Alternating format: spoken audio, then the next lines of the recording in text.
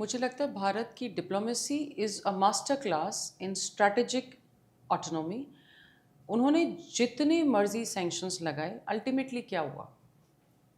उनको roll back करना पड़ा। भारत की तरफ से कोई ऐसी प्रतिक्रिया नहीं दी गई जिसे कहते हैं ना कि हमारे यहाँ एक शब्द होता है, जो पॉडकास्ट पे कहना सही होगा या नहीं, पर फिर भी मैं कहूँगी कि मूर्ख की गाली हंस के टाली। भारत ने एक्चुअली कोई रिएक्शन नहीं दिया। कोई भारत की तरफ से ऐसा कदम नहीं उठाया गया जिससे ये लगे कि भारत बौखला गया है। हम बहुत संयमित रहे। हमने अमेरिका के अलावा पूरे यूरोपियन यूनियन के साथ में अपना बाजार खोल दिया।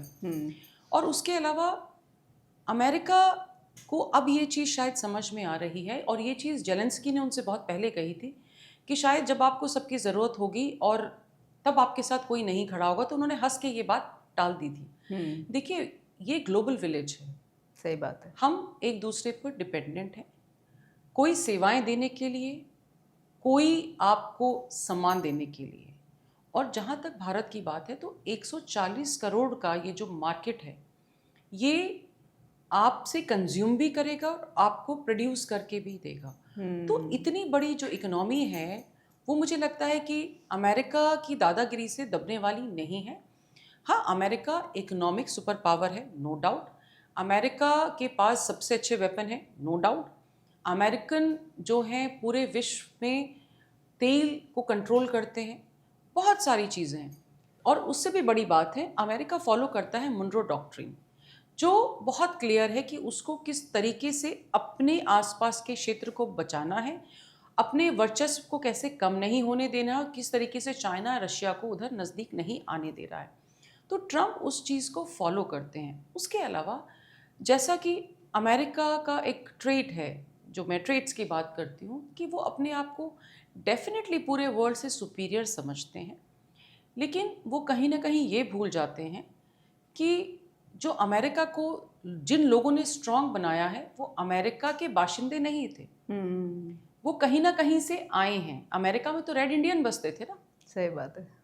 तो हर कोई अगर वहाँ पे आया है, उसने अगर उस देश को स्ट्रांग और पावरफुल बनाया है, तो वो लोग जिन देशों से आते हैं, उनका भी तो कोई ना कोई स्ट्रांग बैकग्राउंड है।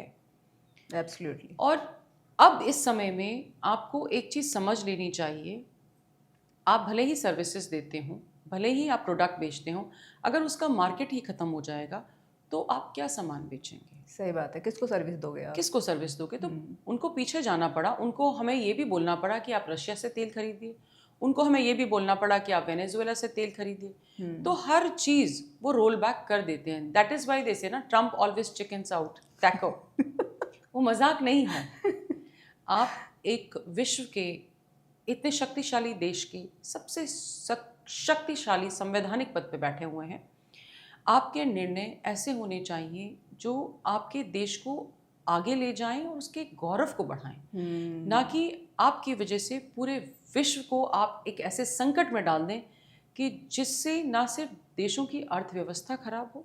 वियतनाम जैसी कंट्रीज़ वो सफ़र कर रही हैं, बांग्लादेश जैसी कंट्री सफ़र कर रही है, श्रीलंका जैसी कंट्री सफ़र कर रही है।